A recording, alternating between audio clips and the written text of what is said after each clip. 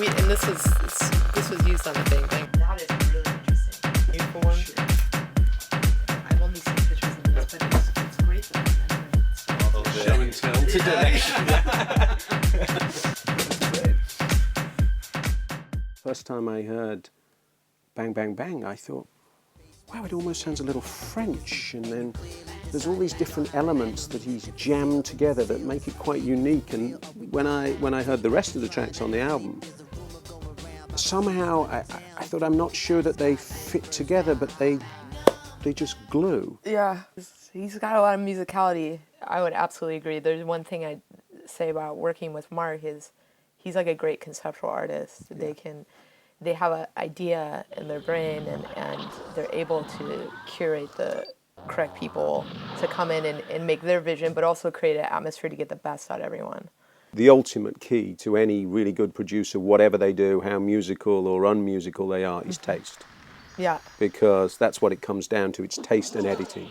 It's where you make those decisions, what you decide, what the sounds are going to be, what kind of effects you're putting on things, how loud the vocal's going to be in the track, where the edits are going to be before the chorus. I mean, all of those things really determine the real final product. Once we started recording with Mark, he became transfixed with these keyboards. He asked me if I would get out all the analog keyboards. And I said, well, we can't get them all out because actually I've got storage rooms full of them, but we can start somewhere. And every day I said, can we get another one today? Until literally the room is stacked with these things. And on our album, we've had so much fun layering up the synthesizers, because I suppose I think of synths in the same way that Phil Spector thought about walls of sound. Yeah. I just keep layering and layering and layering and layering and layering different melodies and parts. It's almost like an orchestra. Yeah, yeah. You figure out what blends together and what should be playing what part of the melodies and the chords. And so it's quite a lengthy process, but much quicker than it ever used to be. Mark has had the same experience when we were working with Bang Bang Bang, because I wasn't, at the time when I met Mark, I didn't know if he played anything, because I knew him as a DJ and a producer. So I was like, oh, who wrote the keyboard parts? I assume maybe it's the Dap Kings or, other. And he's like, no, I played all the keys. And I was like, oh, wow. And then he described how when he set that patch, or he programmed it or tweaked or whatever he did, it made him play those chords. He heard those chords right away. Yeah, yeah. And you must have had like similar experiences with that. All the with time. Making music. Every time I find a new sound, I think there's something in it. If you've got the time or the inclination, you find a sound, you can get a song out of it. And even when you tweak little things within one sound, it can make the world of difference. It's like clicking things into place in the track to me. I can hear something, I'm playing it thinking, what's wrong with this? Maybe it just needs a little, and that's it. Suddenly it just blends in and everything's perfect, and that's what I love about it.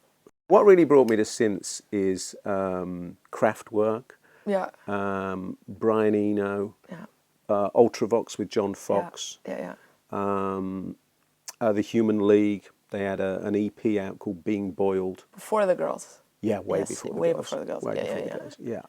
So it was that sort of stuff. I mean, I liked some of the German stuff aside from Kraftwerk, Neu. Sure. And also the Bowie albums. Again, credit to Eno, but Heroes and Low I thought were pretty profound at the time. In fact, I still think they are. Oh yeah. So those were the things that drove me towards it. And the other thing was the cost of synthesizers coming down, because I was a 16-year-old kid and saving up money from whatever I could to try and buy a synthesizer, but they were thousands and thousands of pounds in the 70s, and then they finally came down, and there's this little plastic one called the Wasp. I love the Wasp. Isn't that the greatest thing? Russian made. Is it? EDP, Electronic Dream Plant, right? Yeah. In a membrane on the keyboard. Yeah. Okay, keep going. Those are great. Yeah, so that was the first synth I ever bought was a Wasp. Well, that, and I had one of those great big stylophones with two two of those.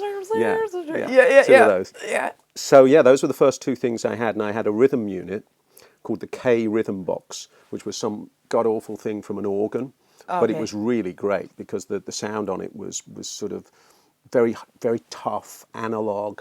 I had those, and I had a reel-to-reel tape recorder. Oh. We used to wander around just recording things with this little microphone in the daytime. I mean, anything from church bells to traffic, and I had a mixing desk. And so I just fade these sounds in and out through the show at the beginning. Wow, that's great. So you were kind of more experimental, I guess. At the beginning, it completely was. That was because we couldn't play anything. Yeah. Well. And then by then, when we formed the first lineup of Duran Duran with Simon and John and Andy and Roger, at that stage, the next thing I bought was the Crumar Performer, which was a string synth with brass as well, but I never really used the brass for anything. It sounded very good. But that string synth is what's on all our early records. It's on Planet Earth, it's the string line on that. And in fact, it's what Mark has sampled. So the ones he couldn't buy, he called me up and he said, could we possibly come down to the studio and sample all your synthesizers? Do you want to send a truck and just steal them? You can take them, it's okay.